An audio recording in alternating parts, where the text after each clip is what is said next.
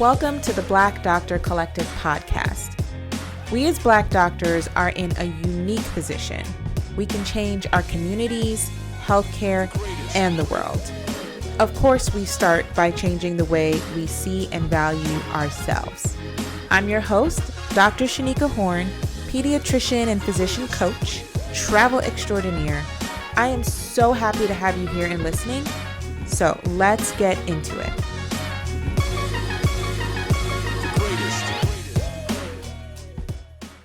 Hey y'all, I am recording this episode from my hotel room in Miami, and if the audio or the visual looks different or weird, sorry in advance.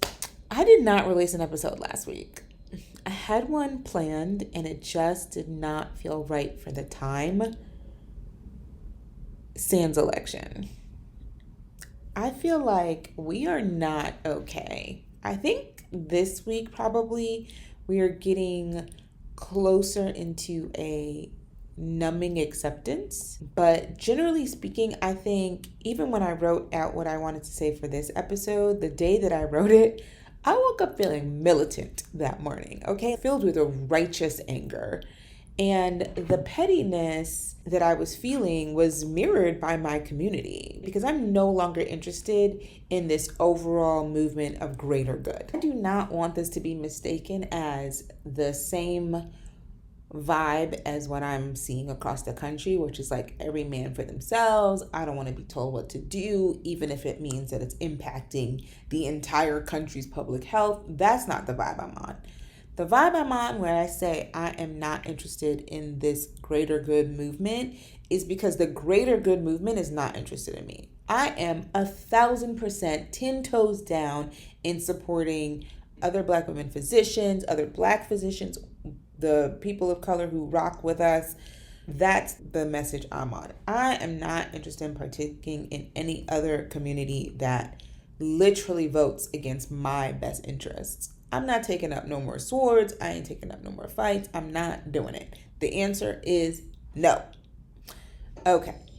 So that's my current mood. Fix it yourself. I ain't got time. Those results, I woke up at 2 a.m., y'all. I went to bed at 10:30 or 11. I was feeling really good. I don't know if I was feeling really good. That's a lie. I was anxious, but something woke me up at 2 o'clock. It was like the spirit moved me, and I opened my phone immediately, reached over in the dark, grappled for my phone on the nightstand, and saw that things were not going well. And it just felt like a gut punch. It's not that I have tremendous faith in this country. I think it's proven time and time again that they do not have us. But somehow I had allowed myself to hope, and I felt like the momentum was there. I don't know what happened, y'all, but I can't even imagine what life is going to be like if they truly get rid of all of the federal oversight, the agencies, destroy policies that have literally kept us safe for decades. And the first thing that came to mind was what healthcare is going to look like. Actually, I take that back. It was not the first thing that came to mind. I thought about what it's going to be like to be Black in this country, and you guys are already seeing the effects with these racist text messages to Black students across the country telling them where to show up to be on the plantation. I thought about what it's like to be a woman in this country, and you're seeing the start of the your body, my choice movement from these incel men. But eventually I landed on what it's like to be a doctor in this country.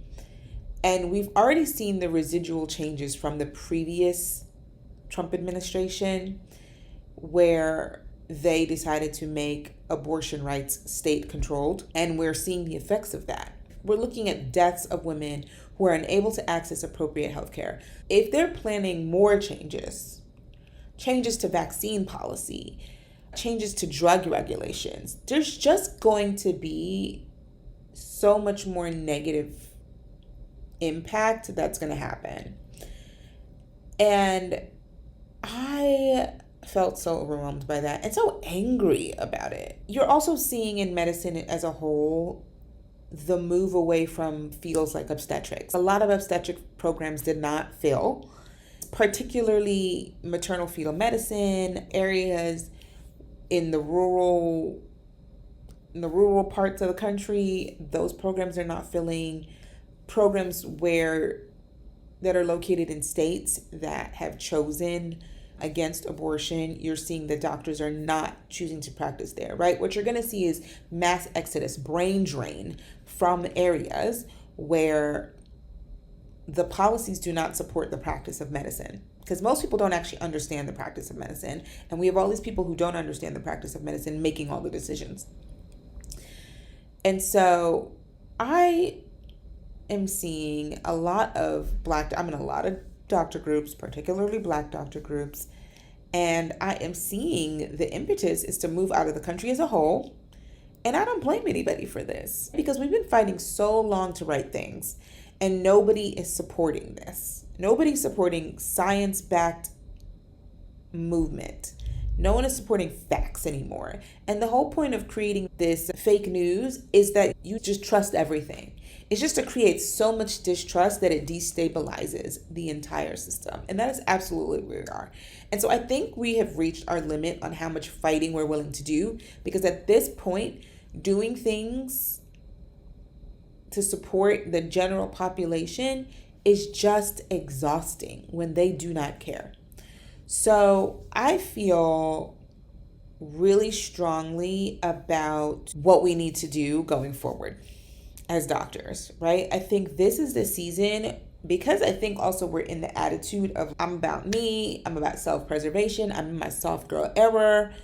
Like, I need to do what's good for me because nobody else cares. This is the time to advocate and negotiate. I'm like, what better time is there to start creating these kinds of roles that allow you maximum freedom, allow you to shift when you're in an unhealthy environment, reduce your workload, reduce your patient load so that you can be healthier. What better time? This is the sign. Don't wait for a signier sign. This is the sign to start negotiating in your jobs, get exactly what you want, craft that out, have that thing secured in a contract, because when things hit the fan, you want to know.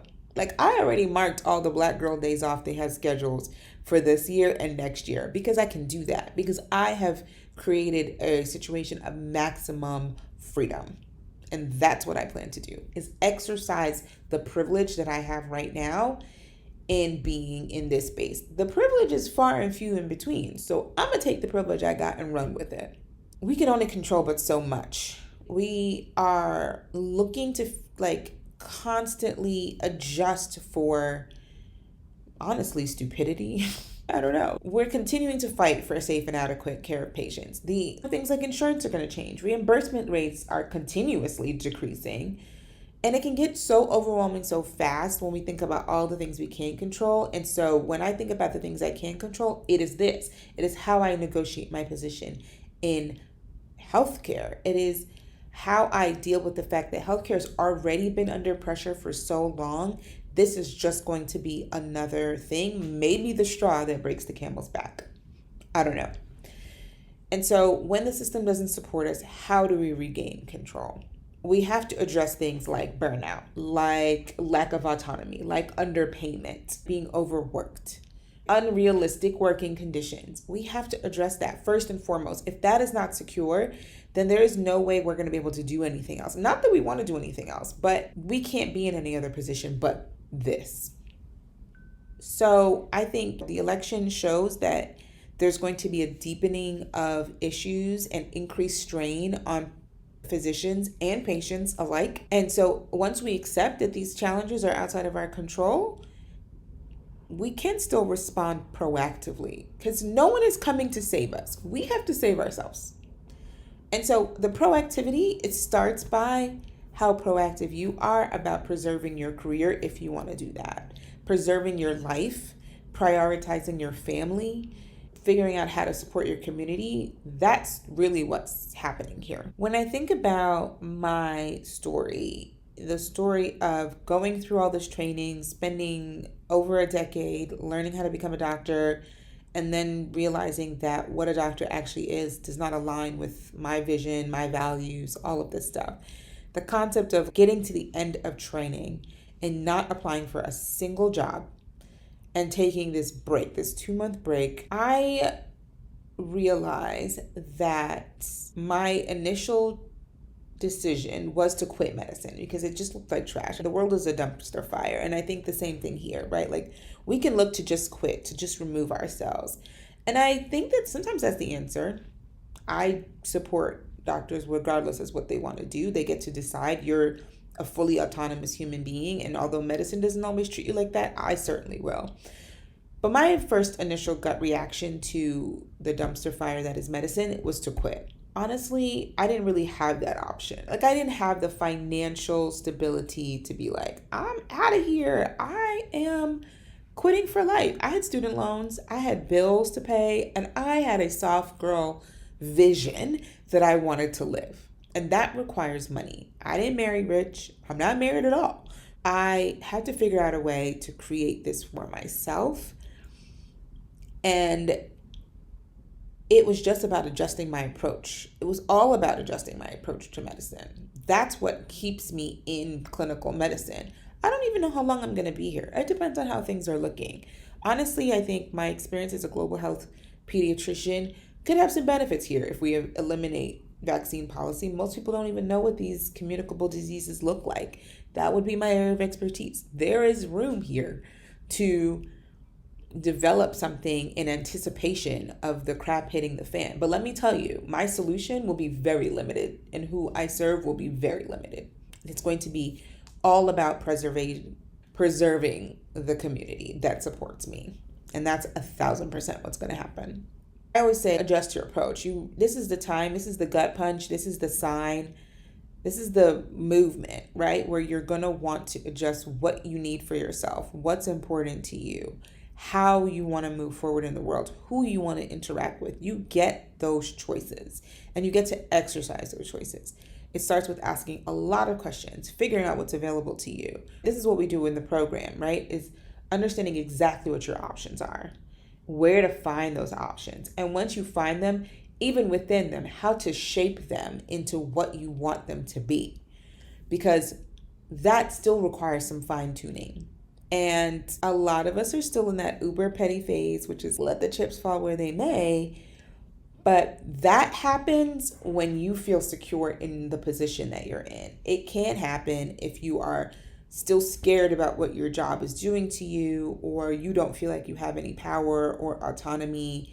Let the chips fall where they may. It's for people like me who have secured financial support enough to do that, to make these decisions, to have these conversations, to say this kind of stuff out loud, to willingly choose who they're going to work for, work with, support, serve.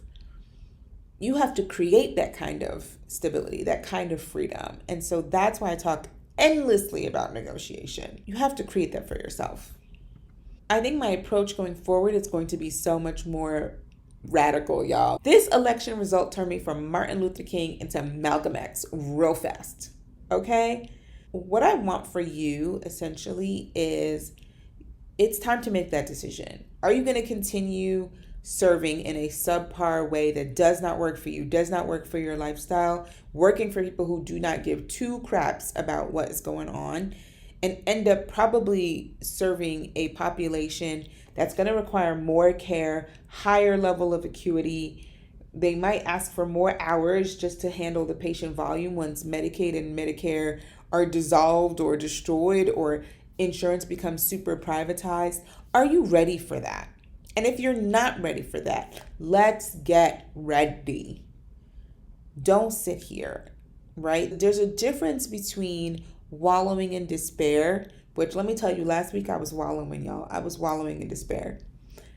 But this week I have a different approach. And my approach is very much like I get to control things. And so the choice is yours. You have the ultimate decision power in deciding how you're going to live, how you're going to work. And you can work within medicine in a way that aligns with your values and your goals. And so it's really that straightforward. Healthcare systems might be slow to change, but you don't have to stay in any one place that is not willing to meet you where you need them to meet you. And that's on period. Okay? Most importantly, don't let anyone tell you that making these decisions that benefit you is selfish or ungrateful in any way. You do not have to be anyone else's light, especially for those who are insistent on continuously snuffing out yours. I did not realize that the work I was doing all along, creating these boundaries, creating these parameters through which I would work, and also creating the program through which other doctors can find this same pathway, would absolutely lead to my liberation. When they say liberation is in community, this is what they mean. The concept of being able to move your work when you want to and out and away from the systems that do not support you or are actively harming you, that is the power. So this is the only work I'm dedicated to now. The actual liberation of my people, my community, which is you. So I would love for you to send an email or send me a DM, theblackdoctor@gmail.com, and say you're ready. Find me on Instagram. Just DM me. I am ready. Let's go. Let's get this done. Anyway, I hear that they're starting to blast the music down at the pool, and that's where I'm going to relocate to. So have a good week. Let me know when you're ready to get all your ducks in a row. We're not going to sit still and wait for this onslaught. We are going to be prepared, and we are going to benefit. In fact, you know what? This is our time to thrive. We are going to thrive. Period. Bye. Thank you so much for listening. Please subscribe to the podcast. And what I want you to do next is link us everywhere you can. Instagram @The Black Doctor. Just become part of our collective. I want you here. Thanks. Until next time. Bye.